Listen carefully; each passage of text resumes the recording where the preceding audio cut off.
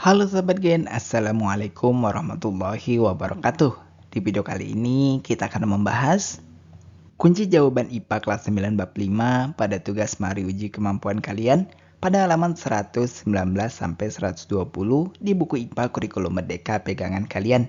Jadi, ayo kita bahas bersama mengenai soal atau perintah yang ada di tugas kali ini Gen. Tapi sebelum lanjut jangan lupa untuk subscribe ya Gen, agar Gen Sukses Media lebih semangat lagi nemenin kalian tugasnya. Jika sudah, kuy kita lanjut.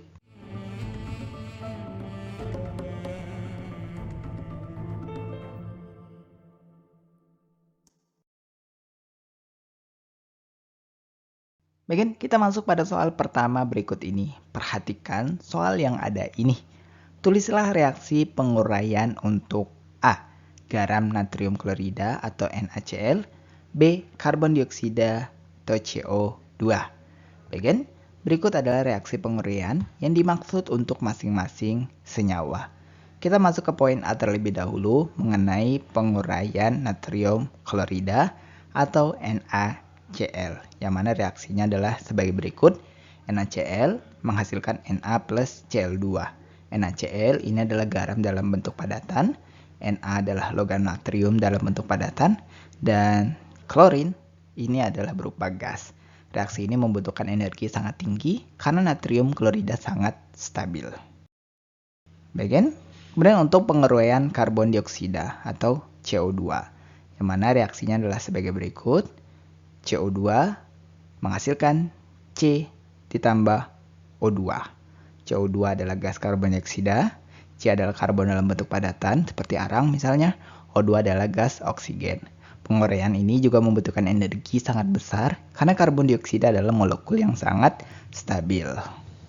Baik, kita masuk pada soal kedua berikut ini. Perhatikan soal yang ada ini.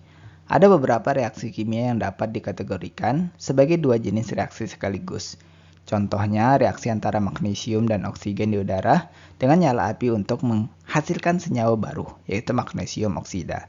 Jelaskan mengapa reaksi ini merupakan reaksi sintesis dan juga pembakaran. Baik, reaksi antara magnesium dan oksigen di udara untuk menghasilkan magnesium oksida adalah contoh reaksi yang dapat dikategorikan sebagai reaksi sintesis sekaligus reaksi pembakaran. Berikut penjelasannya. Untuk reaksi yang terjadi, 2Mg ditambah O2 menghasilkan 2MgO. Nah, mengapa ini reaksi sintesis?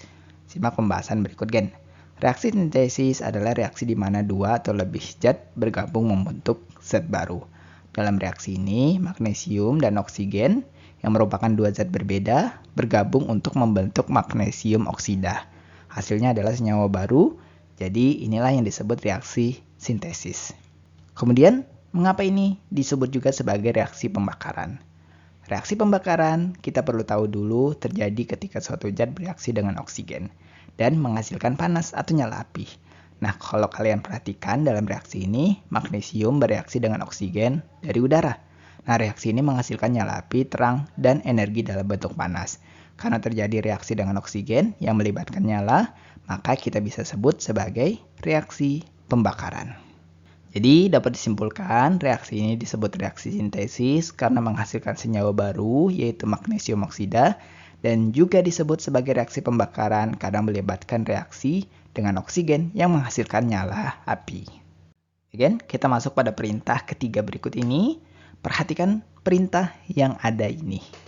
Di dalam kelompok kecil, pilihlah salah satu reaksi kimia di bawah ini.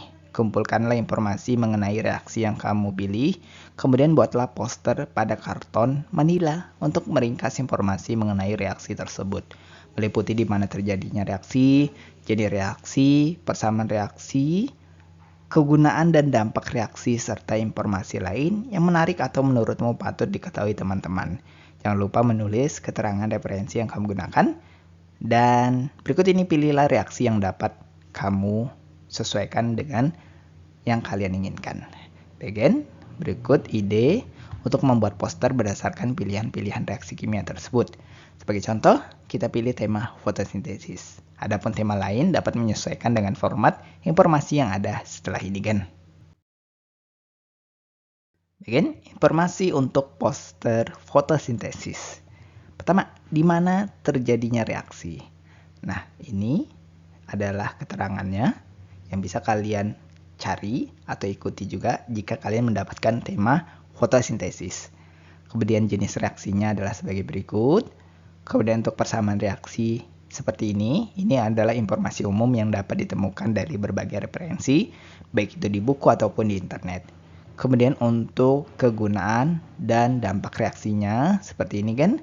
Kemudian untuk kelima informasi menariknya, kalian bisa tambahkan jika dirasa penjelasan yang ini kurang.